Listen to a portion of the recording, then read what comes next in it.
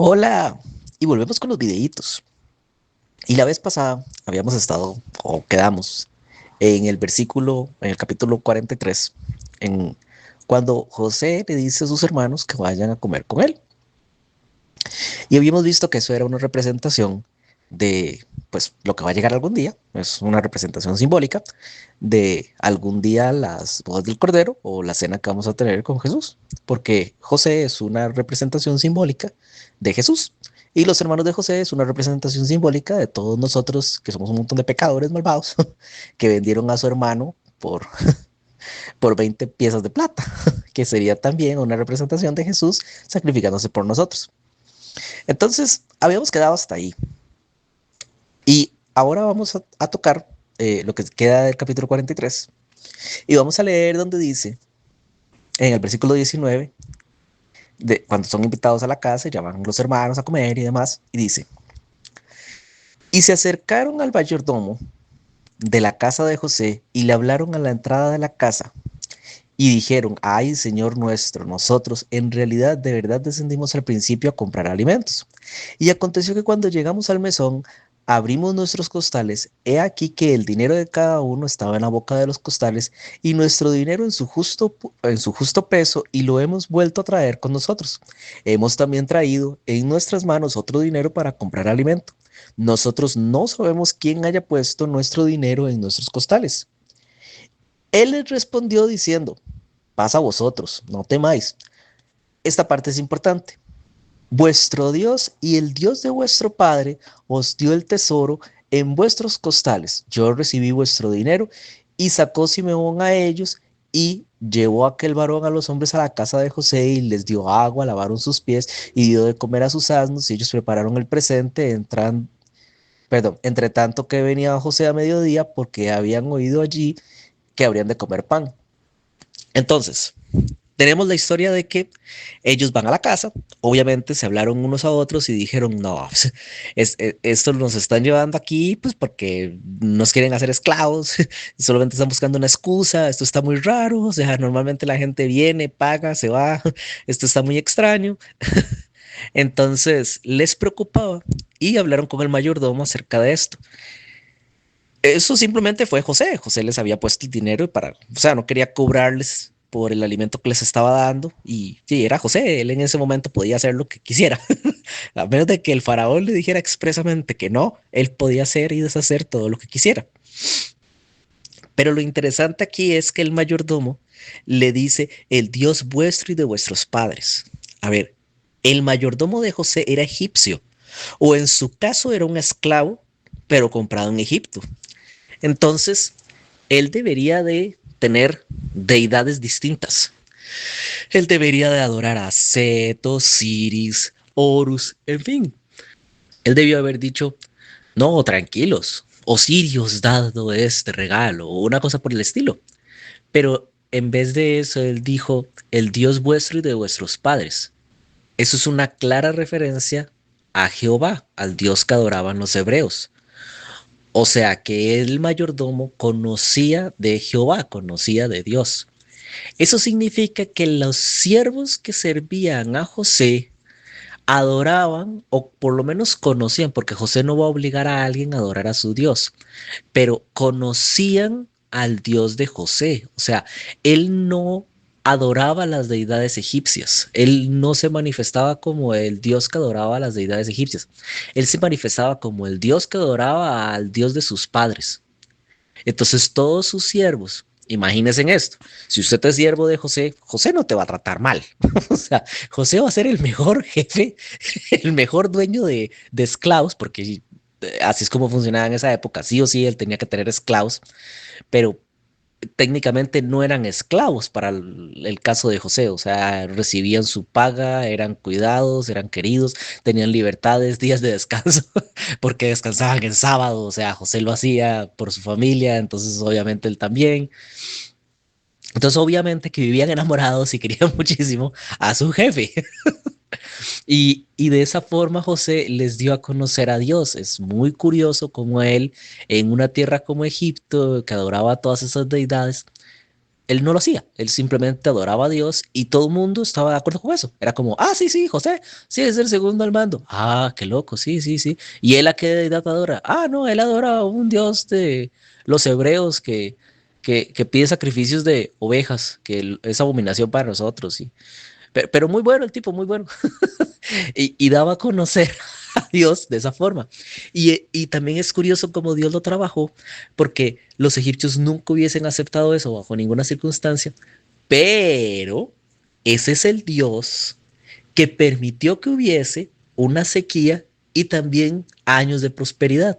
O sea, es un Dios que da la siembra, que da el grano, que da la lluvia, que da el bienestar, que protege a Egipto o que puede destruir a Egipto. Y yo quiero que ustedes entiendan esto. Cada una de esas cosas que acabo de decir, para los egipcios era una deidad. Había una deidad que controlaba los niveles del Nilo y de la lluvia, de la agricultura, del caos y de la destrucción, de la muerte, de la vida, del sol. Y técnicamente, por la profecía que dio José o la explicación que dio acerca del sueño de Faraón, acreditándoselo a su Dios, se daba a entender que esa deidad estaba por encima de todo. Entonces los egipcios la única opción que tenían era pensar una de dos. José adora a una especie de deidad superior a los dioses que nosotros conocemos. O sea, como que nuestra mitología estaba cortada y hay un dios antes de todos los que nosotros conocemos que está por encima de. Entonces, sí, está bien adorarlo. O José está adorando a el dios Ra, que representa al dios de todo, o al dios Atón, que representaba al dios creador de todo. Eh, y esa es la deidad que él adora, solamente que lo llama de otra forma. Entonces, para los faraones, para los egipcios, estaba bien. Ellos decían, ah, sí, sí, sí, solo lo llaman de otra forma, pero todo bien, todo sano. O, ah, sí, sí, ese Dios es increíblemente poderoso y nos trajo bienestar y también nos puede destruir si quiere. Entonces, está bien, está bien, está bien adorarlo, todo bien. O sea, nadie puso en duda porque Dios ya había manifestado poder a la hora de dar la bendición y también del tiempo de sequía y que se cumpliera precisamente como dijo José. Entonces, para los egipcios, él era un Dios muy poderoso y estaba bien adorarlo. O sea, Dios lo preparó para poder hacer que su nombre llegara a Egipto de forma correcta, con poder, con gloria, ¿me entienden? Y también es muy curioso cómo es que debió haber sido la casa de José en ese entonces, porque, o sea, piénsenlo, José la pasó muy fea, entonces él debe de ser un tipazo, debe ser muy bueno. Y todo Egipto hacía lo que José decía. Entonces, no solamente fue porque leyó un sueño y el sueño decía tal o X cosa, y entonces a causa de eso todos dijeron, ah, no, sí, él puede leer el futuro, entonces ya adorémoslo. No, no, es que José tuvo una administración tan buena como la que había hecho en la casa de Potifar, como la que había hecho con su papá, como la que había hecho en la prisión. Dios lo fue preparando para poder administrar gente y ha tenido una administración tan buena y tan próspera que Egipto se levantó tanto económicamente, no necesitando ninguna guerra ni ganarle a nadie, no, no, simplemente por administración pura, por economía, les empezó a ir tan bien, pero tan bien que se convirtieron en el centro del mundo. O sea, yo creo que ustedes entiendan que la ciencia podría, José, mucho después de las pirámides y muchas cosas y demás, porque tienen una forma de contar años muy distinta. Pero según la Biblia, en las fechas en las que nació José y por lo que el planeta Tierra tiene de existencia, José es antes de las pirámides. O sea, José, de hecho, puede ser que haya sido el que hizo la primera pirámide, la del templo de Shakar, que era una necrópolis, que era una ciudad de muertos. O sea, no es que José adoraba a los muertos, pero para eso lo usaron los egipcios. Parece más con un granero que otra cosa en la que decidió el faraón será sepultado, haya sido construida por José, porque fue construida por un arquitecto que casi que divinizaron porque era muy sabio y sabía de todo, de ciencia, medicina, de absolutamente todo. Entonces puede ser que se estén refiriendo a él. No estoy diciendo que sea, pero puede ser. Pero el punto es que José se ganó el título que tenía a base de una excelente administración y todo el mundo en Egipto lo quería. O sea, nadie le ponía penos nadie le decía, pero ¿por qué esto? ¿Pero por qué aquello? Y entre ellos estaba toda su casa, o sea, sus siervos, sus esclavos y demás, que eran más como una familia para él. Entonces es algo muy bonito de pensar, porque representa a Jesús, o sea, todo esto es simbólico. Y también porque siempre hay que ver el lado de Satanás y recordar que Satanás constantemente estaba intentando seducir, manipular o hacerle daño a José. Si no podía hacer que pecara, lo quería matar, una de dos.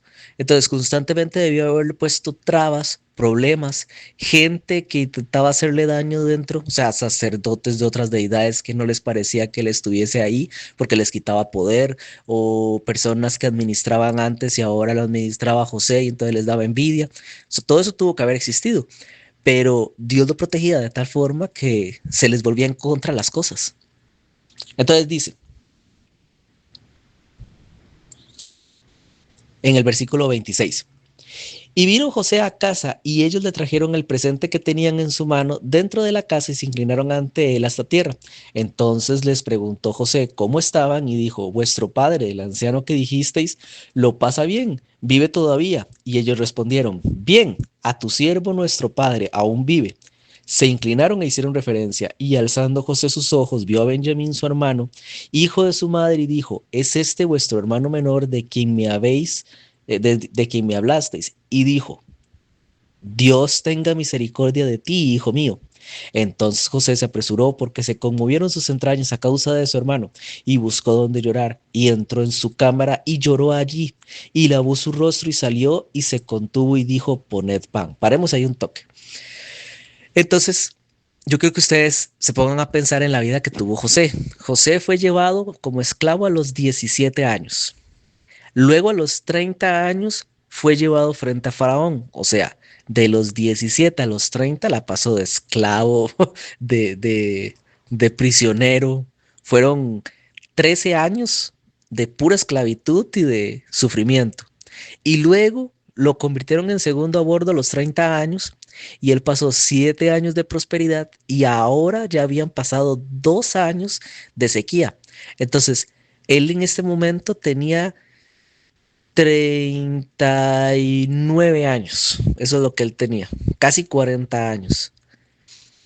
Y desde entonces no había visto a su hermano, desde los 17 años hasta los prácticamente 40, hasta los 39, no había visto a su hermano Benjamín, a quien quería, y a su padre José y a todos sus hermanos, que no los quería tanto porque, o sea, los quería, pero lo vendieron, entonces sí, no había tantísimo amor ahí, pero, pero fueron muchísimos años de sufrimiento siendo una buena persona. Obviamente se iba a conmover, obviamente se le iba a ver las lágrimas al rostro, obviamente iba a estar agradecido con Dios por esto, pero ustedes se preguntarán, entonces, ¿por qué siguió con el timo? ¿Por qué no le dijo, hey, Benjamín, ¿cómo estás? ¿Todo bien? Yo soy tu hermano, maten a estos, este montón de tipos que me vendieron y no sé, traigan a mi papá a ver qué. O sea, José había alcanzado un nivel de sabiduría tan alto y de conciencia propia que él no se dejaba llevar por emociones, sino que todo lo pensaba y lo meditaba antes de actuar y también le pedía ayuda a Dios en cada decisión. Y la decisión que él había tomado fue la de poner a prueba a sus hermanos para ver si realmente habían cambiado. Y ya lo había comprobado un poco. Cuando tuvo a su hermano Simeón, que era uno de los más crueles en la prisión, él lo vio, él no notó, probablemente mandaba espías, probablemente tenía guardias que lo monitoreaban constantemente y le pasaban información. Y Simeón lo que debió haber pasado durante todo ese tiempo fue orando, arrepintiéndose, pidiéndole a Dios ayuda, etcétera. Entonces se nota el cambio, no maldecía, no se enojaba, no insultaba, no, era todo lo contrario. Era un cambio como el que tuvo Pedro, de pasar de ser un pescador que insultaba a un hombre que cantaba en prisión a Dios. Entonces se notaba ese cambio, pero él quería saber si era real o simplemente algo momentáneo. Así que dice, en el versículo 33, y se sentaron delante de él, el mayor conforme a su primogenitura, o sea, Rubén, y el menor conforme a su menor edad, o sea, Benjamín. O sea, los puso en orden como en un reloj.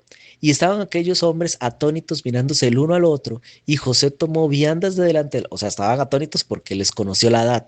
Entonces estaban asombrados y dijeron, wow, este tipo sí sabe, o sea, nos acomodó según nuestra edad sin que se lo dijéramos, él sabe cosas. Y José tomó viandas de delante de sí para ellos, mas la porción de Benjamín era 5 veces mayor que cualquiera de las de ellas, y bebieron y se alegraron con él. Entonces José los quiso poner a prueba. José quería ver si también le tenían envidia a su hermano, o sea, si se generaba eso. Intentó tratar a Benjamín de una forma mucho mejor, mucho más espléndida, más hermosa, más grande. Le dio cosas, le dio dotes, le dio dones, le dio más méritos, le aplaudió, por así decirlo, para generarles envidia a ellos, como lo que antes le hacían a él, que le daban exactamente eso, le daban más, entonces ellos sentían envidia de que él recibiera eso, aunque era menor. Pero lo que él vio fue a sus hermanos, más bien todos felices y celebrando y acariciándole la cabeza al hermano menor, su hermano menor que ya tiene quién sabe cuántos años, ya por lo menos tiene sus veintitantos años, pero aún así, a su hermano menor, y le acariciaban la cabeza o le hacían bromas de, ¡ay, te quisieron más! Le dieron más de comer, cuando no se lo come todo, cosas así. Y más bien estaban felices con él, o sea, se alegraron con él. Era un cambio de personalidad enorme y es bonito porque, como les digo, en la Biblia cuando usted lee algo tiene que tomar las tres cosas. Una, la parte de Satanás. Satanás ahí estaba, él estaba presente, él estaba intentando seducir a José diciéndole, estos son los que te trataron mal, los que te insultaron, los que te hicieron esto, ya écheselos, córtenle la cabeza a todos. Estaba intentando seducirlo para que pecara. José siendo respaldado por Dios y ayudado para más bien actuar de una forma sabia y sensata, pensando y estudiando qué es el cambio que habían sufrido sus hermanos. Dos, la parte simbólica. Y el simbolismo es algo que va enlazado con lo que aprendemos para nosotros mismos, lo que podemos agarrar para nosotros. Los hermanos de José habían cambiado un montón, no, ni siquiera se podían reconocer de cómo eran, o sea, esos años de cautiverio en el que estuvo José, ese tiempo fue suficiente para que los hermanos de José pasaran de ser unos asesinos, unos sádicos, envidiosos, lujuriosos, perversos, horribles personas, horribles en todo el sentido de la palabra. Es más, lo voy a decir otra vez, horribles, a ser muy buenos. O sea, eran muy, muy, muy buenos. Eran en ese momento exacto en el que José los estaba viendo, eran como los apóstoles. Así me voy a atrever a decirlo. Eran como los apóstoles. Era como ver a Pedro antes y después. Así fue. Y ustedes me dirán, ah, no, pues tampoco. ¿Y por qué no? O sea, haber pasado 3 años y medio con Jesús cambió a Pedro de un hombre cualquiera a ser el apóstol Pedro. Entonces, ¿por qué unos 10 y tantos, casi 20 años de andar estos hombres con Dios en la tierra de Canaán, después de lo que le hicieron a José, no los iba a cambiar? Sufrieron golpes, tuvieron adversidades, tuvieron muchas cosas que les hicieron cambiar. Entonces, eso es lo que hay que agarrar para nosotros. No importa qué tan mal esté usted, o sea, qué tan enfermo, qué tan pecador o qué tantas cosas feas o malas usted haya hecho. Es que realmente no importa. La Biblia lo deja muy en claro. Eso no importa. Vale 3 manzanas podridas. No interesa todo lo malo que usted haya hecho. Es que no importa. Lo que importa es lo que usted va a hacer a partir de ahora. Eso es diferente. O sea, lo que importa es el cambio que Dios te puede hacer o la persona que te puede llegar a convertir. El mejor ejemplo en toda la Biblia, que lo vamos a llegar a ver, pero el mejor ejemplo de toda la Biblia es Salomón. Salomón fue un tipazo, buenísimo. Luego se convirtió en prácticamente un demonio. A causa de sus esposas y de sus pecados, él literalmente ofreció bebés, niños, hijos suyos, a dioses paganos. O sea, ya eso es otro nivel. ¿Cuántos de ustedes han agarrado un bebé y se ha puesto a hacer algo como eso? O sea, son muy pocos. En la actualidad existe, todavía existen esas cosas, pero, y no estoy hablando de allá, perdido en el Amazonas, no, no, yo estoy hablando de aquí, Hollywood, Washington, esos lugares, pero existen todavía personas que hacen eso, pero no importa lo malo que usted haya hecho, Dios te puede transformar, Dios te puede convertir, Dios te puede redimir, como Salomón que terminó redimido y terminó siendo uno de los que aparecen como los héroes de la fe en la Biblia, o sea, uno de las personas que fue siervo de Dios. Entonces, o sea, Dios puede hacer que usted pase de ser un demonio a ser un santo, perfectamente. No importa lo malo que usted haya hecho. Y eso hay que tomarlo para nosotros. Entonces dice en el versículo 44, mandó José al mayordomo de su casa diciendo, llena de alimentos los costales de estos varones cuanto puedas llevar, y pon el dinero de cada uno en la boca de su costal, y pondrás mi copa y la copa de plata en la boca del costal del menor con el dinero de su trigo. Y él hizo como dijo José. Venida la mañana, los hombres fueron despedidos por sus asnos, perdón, con sus asnos. Habiendo ellos salido de la ciudad de las que aún no habían alejado, dijo José a su mayordomo, levántate y sigue a esos hombres, y cuando los alcances, diles, porque habéis vuestro mal por bien. ¿Por qué habéis robado mi copa de plata? ¿No es esta en la que bebe mi señor y por la que suele adivinar? Habéis hecho mal en lo que hicisteis. Entonces paremos ahí un toque, porque a algunos se les genera la confusión. No, José no adivinaba, no veía el futuro, no era hechicero o algo por el estilo. A lo que se refiere el texto es que en la antigüedad a los hombres de poder se les podía envenenar cuando comían. Entonces ellos tenían una copa especial hecha de un material distinto que reaccionaba, sería una reacción química, cambiando de color, se oxidaba o se manchaba cuando entraba en contacto con ciertos tipos de venenos por sus químicos. Entonces, una forma de saber si iban a envenenarte con algún tipo de veneno de esa época era usando esas copas. Entonces era una copa especial que cuando usted la vertía se manchaba y entonces él antes de beber se fijaba si tenía manchas y se daba cuenta, ah, mira, esto tiene veneno. Entonces me estaba intentando envenenar. De hecho, sí, probablemente fue como el faraón se dio cuenta que lo estaban intentando envenenar, una cosa así. Entonces, él tomó esa copa y se la escondió y eran copas muy valiosas, eran muy preciadas. En ese entonces la metalurgia no era precisamente algo muy avanzado, entonces tener una de esas copas era algo muy difícil de obtener y eran muy apreciadas. Eso es a lo que se refiere. Y José se la puso en el saco del menor porque quería ver qué hacían sus hermanos. Lo iban a defender, lo iban a traicionar, lo iban a abandonar, se iban a poner a intentar pelear con los soldados para salir de ahí. O sea, ¿qué iba a ser la reacción de ellos? ¿Cuál iba a ser la reacción de ellos? Era lo que él quería, los quería poner todavía a prueba más. Y dice,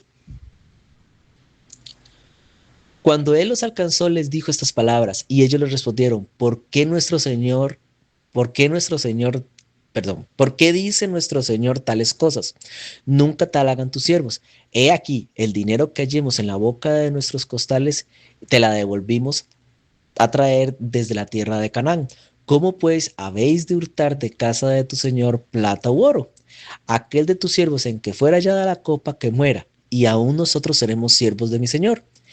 Y él dijo, también ahora sea conforme a vuestras palabras, aquel en quien se hallares será mi siervo, y vosotros seréis sin culpa. Ellos entonces se dieron prisa y abrieron cada una, y bueno, entonces se dieron cuenta que, que estaba en la boca del menor, en el costal de Benjamín, y entonces ellos rasgan sus vestidos y se sienten mal. Ahora, todo esto era un plan de José, obviamente, pero quería ver si iban a abandonar o no a Benjamín a su suerte. Pero lo que sigue a continuación es interesante. ¿Por qué? Porque uno de los que sería uno de los más malvados o que lo trató peor cuando lo vendieron de esclavo fue Judá y Simeón, fueron de los que fueron más malvados.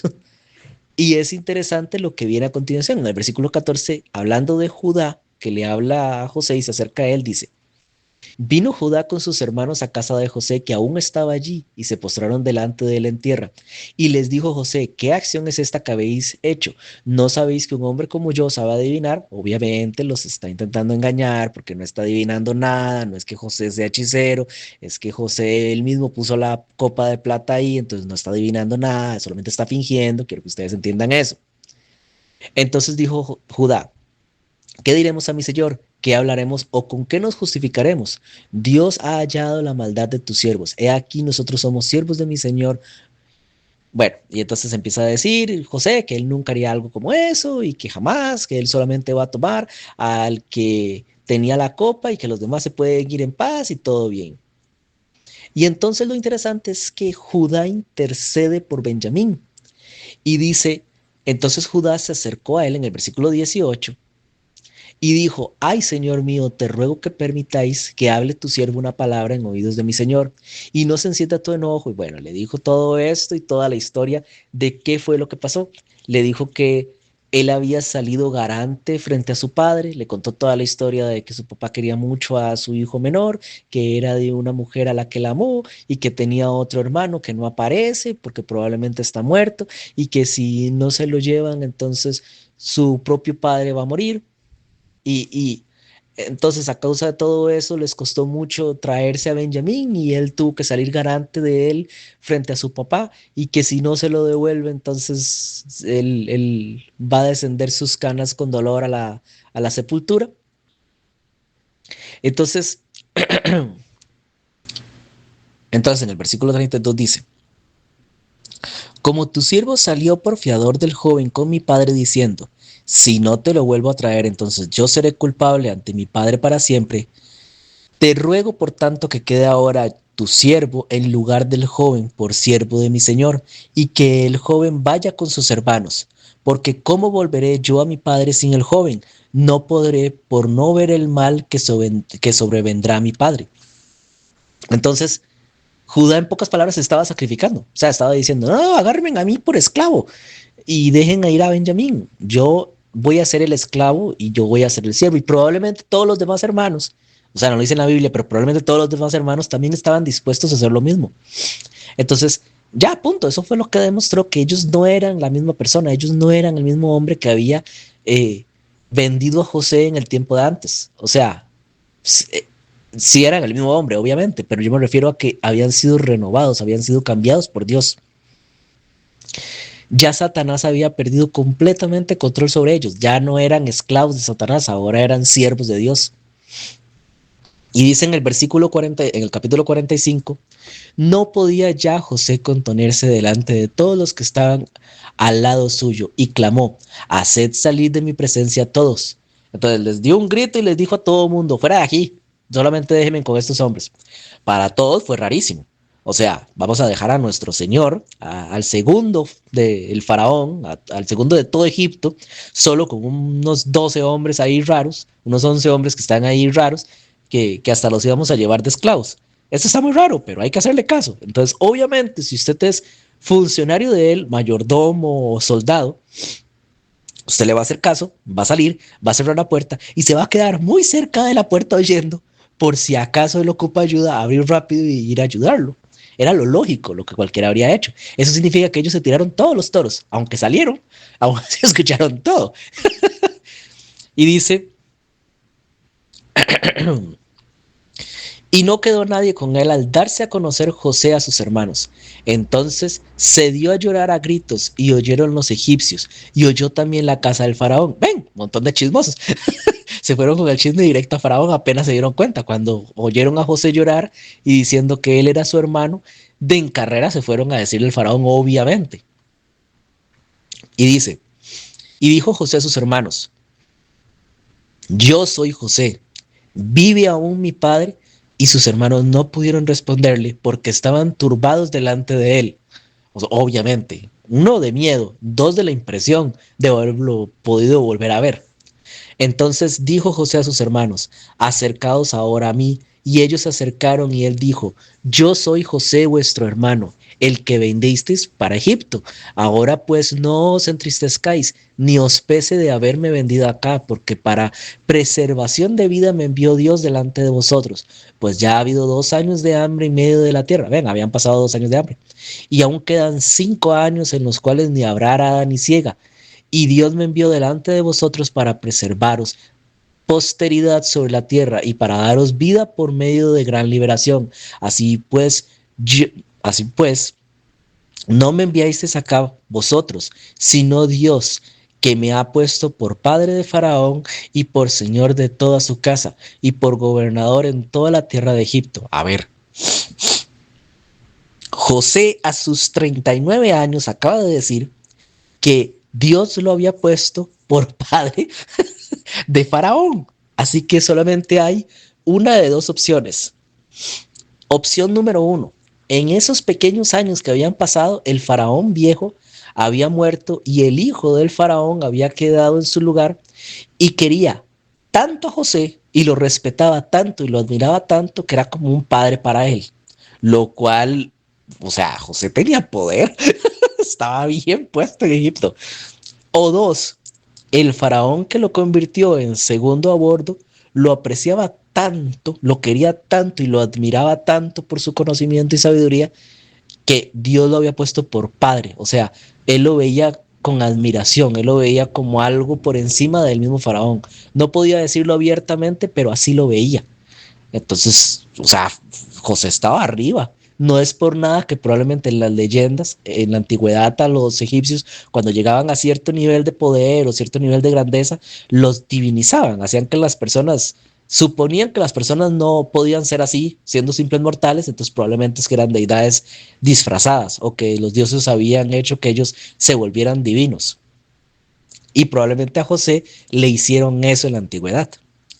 Entonces, es bastante interesante cómo Dios lo levantó y dice en el versículo 8, así pues no me invastes vos, ajá, en el versículo 9, perdón, daos prisa, id a mi padre y decidle, así dice tu hijo José, Dios me ha puesto por señor de todo Egipto. Ven a mí y no te detengas. Habitarás en la tierra de José y estarás cerca de mí tú y tus hijos y los hijos de tus hijos, tus ganados, tus vacas y todo lo que tienes. Y allí te alimentaré, pues aún quedan 5 años de hambre para que no perezcáis de pobreza y tu casa y todo lo que tenéis. He aquí vuestros ojos ven y los ojos de mi hermano Benjamín, que mi boca os habla. Haréis pues saber a mi padre toda mi gloria en Egipto y todo lo que habéis visto, y daos prisa y traed a mi padre acá. Y se echó sobre el cuello de Benjamín su hermano y lloró. Y también Benjamín lloró sobre su cuello y besó a todos sus hermanos y lloró sobre ellos. Y después sus hermanos hablaron con él. A ver, entonces, esto es una representación simbólica. Ya lo había dicho. Así terminamos el video anterior, así terminamos también este video, porque quiero que quede muy bien grabado. Los hermanos de José nos representan. José representa a Jesús. Algún día nosotros también vamos a vivir eso. Jesús nos va a decir, vengan aquí a mi casa y yo les voy a dar de comer. Nosotros vamos a estar ahí con Él. No lo merecemos, no hicimos nada para ganarlo, pero Él por misericordia y por el cambio que vio en nosotros, por las pruebas aquí en la tierra que le validan que nosotros hemos sido cambiados y renovados, Él lo puede hacer. Entonces es de la misma forma como funciona en el caso de José. José probó a sus hermanos demostrando que ellos habían cambiado, aunque eran unos monstruos, ahora eran unos verdaderos hijos de Dios, nosotros también lo podemos hacer. Entonces, Diosito me los bendiga. Espero que haya sido bonito la historia de hoy y que hayan aprendido algo. A mí me encanta la historia de José, es mi historia preferida de toda la Biblia y espero que les haya servido. Y Diosito me los bendiga y gracias por acompañar. Chao.